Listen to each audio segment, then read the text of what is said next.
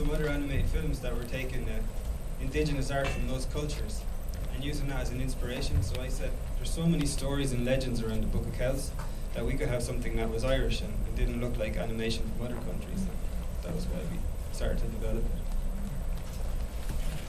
it. In terms of the animation, how much was hand-drawn and how much was done with a computer? I'd say it's like 95% hand-drawn.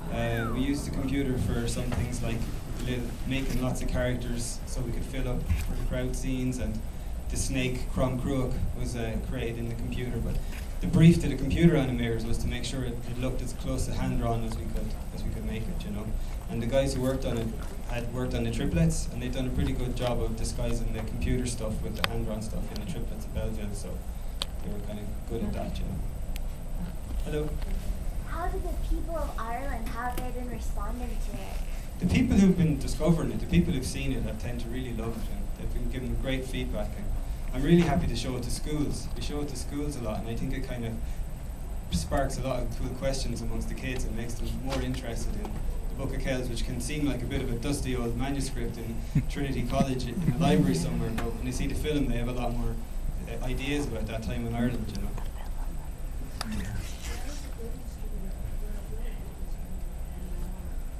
It's sort of, we finished it up for St. Patrick's Day last year in Ireland, and so we released it in Ireland for 3 weeks in the cinemas, and it's in DVD there. France and Belgium were co-producers, so they distributed it, and there's a DVD release in Australia and Canada as far as I know, and the US theatrical release is going to be fairly soon, I think. Yeah. Hello. Is the Dark Cave come from some pre-Christian Irish myth? Absolutely, yeah. There's actually a lot of tombs like that in Ireland. They're older than the pyramids, and they're from some even pre-Celtic civilization that worship this Crom, this kind of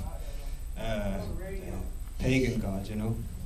And so he was kind of defeated by St. Patrick, but the legends of the snakes being driven out of Ireland probably came from St. Patrick defeating Crom Cruach, this pagan god. And basically the tumulus, the passage grave that you see in the film, really you can visit them in Ireland, and on the shortest day of the year, every year, the light from the sun comes down through the passage and lights up the whole cave, and that was some kind of amazing megalithic architecture that showed them when the year was going to, the winter was going to end and the darkness was going to turn back into light again. So we used it as a sort of a theme in the film. Oh, hello. Often you hear how directors with animated features talk about working with the voice performances, and that's always done at the beginning, and how sometimes that changes your vision for the character or aspects of the story. How long did you spend with the actors doing the voice performances, and did it in any way affect what we saw on the screen differently than what you originally envisioned? It didn't change a huge amount. We didn't have a very big budget, you know. It was 6 million euros. And so we could only afford to work with the actors for a very short period at the start, because we asked two quite famous Irish actors, Brendan Gleeson and Mick Lally, and they both agreed, which was really cool. And then we spent a long time finding the kids and coaching the kids, because they didn't have any previous professional experience, because we wanted real natural kids.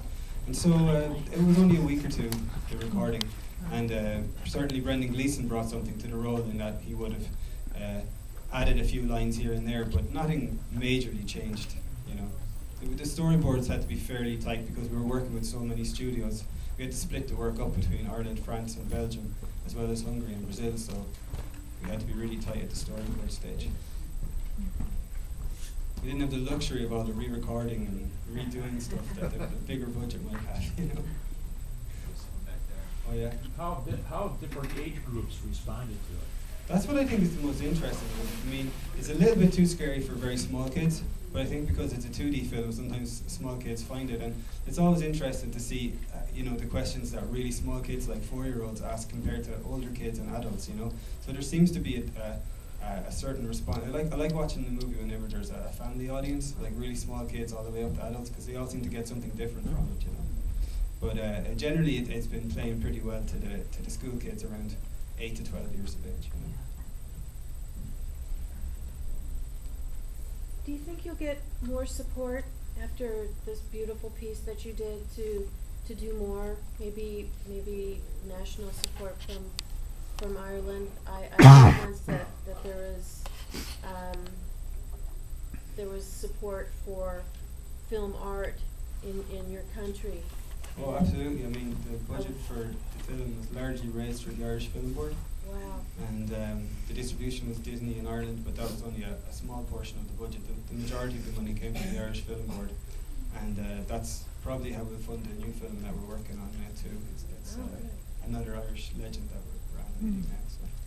When do you think that will, do you have any, you probably don't really know. Well, I tell you what, the other day we were sitting looking at the budget and trying to figure out when we could go to the Irish Film Board for money, when we could go to the Belgian film people for money. And then we got the news that we've been nominated for an Oscar, so we're really hoping that that's going to help. It was quite funny because we went to the Belgian Film Board site right away and they immediately stuck up a little Oscar beside it. So we went, okay, I think they're going to help us out for the new film. So hopefully 2012 we'll have another one for you. Good.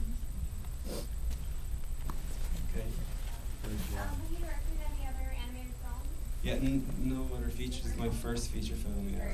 Really short. Wow. Yeah, I suppose.